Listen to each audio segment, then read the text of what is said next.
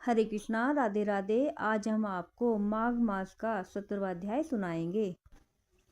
भगवान दत्तात्रेय जी ने सहस्त्रबाहु से कहा कि अप्सरा कांचन मालिनी अपना संपूर्ण वृतांत सुनाने के बाद उस राक्षस से पूछने लगी कि हे राक्षस, अब तुम अपनी दुर्दशा का कारण बताओ। स्पष्ट रूप से कहो कि किस महापाप के कारण तुम इस राक्षस योनि में प्राप्त हुए हो।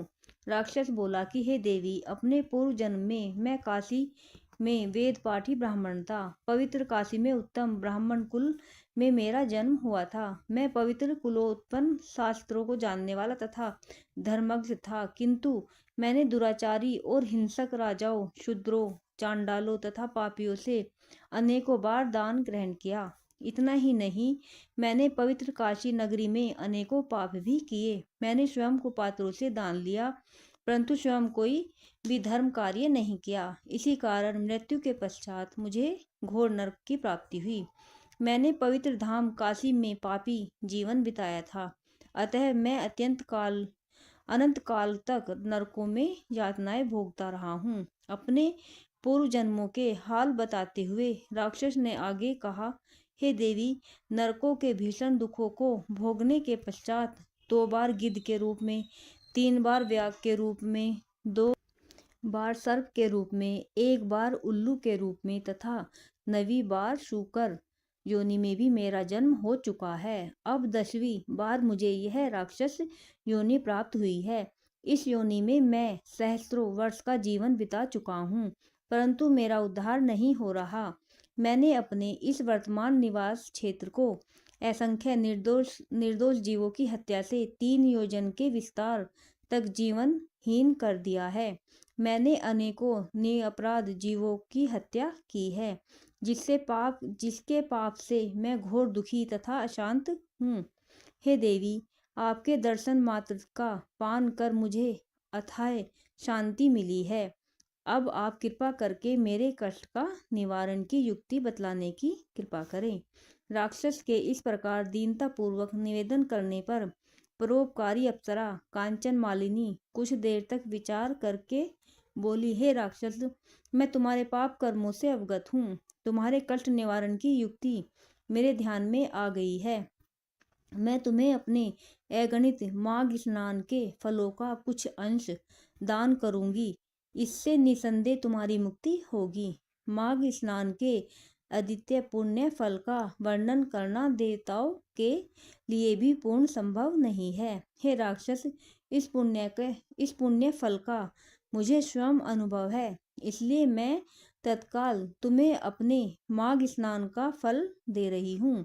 इसके पश्चात कांचन मालिनी ने अपने वस्त्र निचोड़कर तथा हाथ में जल लेकर संकल्प कर अपने माघ स्नान का फल उस राक्षस को दान कर दिया। कांचन मालिनी के इस दान के चमत्कारी प्रभाव से वह राक्षस तत्काल राक्षस योनि से मुक्त होकर देवताओं जैसे स्वरूप को प्राप्त हो गया।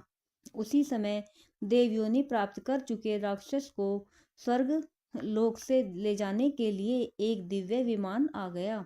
प्रस्थान के पूर्व नतमस्तक होकर उसने कांचन मालिनी से कहा, हे माता, आपने पापों तथा दुखों से मुझे मुक्त किया है। अब मैं ऐसे शुभ कर्मों का वर्णन आपकी पवित्र वाणी द्वारा सुनना चाहता हूँ, जिनको करने से सदैव के लिए नरक यातना से मुक्ति मिल जाती है। दिव्य शरीरधारी राक्षस द्वारा निवेदन करने पर कांचन मालिनी ने उसे उपदेश देते हुए कहा, हे सौम्य, सौपन में भी जीव हिंसा नहीं करनी चाहिए, काम को वश में रखना चाहिए तथा कभी भी पर स्त्री नहीं करना चाहिए। सदैव ही भगवत भजन तथा धर्म कार्यों में लीन रहना चाहिए और तथा परनिंदा से मुक्त रहकर सदैव ही सत्य भाषण करना चाहिए। तुम्हारे स्नेह और श्रद्धा से वशीभूत होकर मैंने तुम्हें जो धर्म उपदेश दिया है, इसे सदैव ध्यान में रखकर मनसा वाचा कर्मणा धर्मलीन बने रहना तथा भगवत भजन करते रहना, इसी से तुम्हारा कल्याण निहित है। कांचन मालिनी का उपदेश सुनकर वह देव कायाधारी राक्षस बोला, हे भद्रे, आपका सदैव कल्याण हो। आप सदैव सुखी तथा प्रसन्न रहो। जब तक सूर्य चंद्र स्थित हैं, आप कैलाश पर्वत पर निवास करती हुई महादेवी पार्वती जी तथा शंकर जी की कृपाएं प्राप्त करती रहें।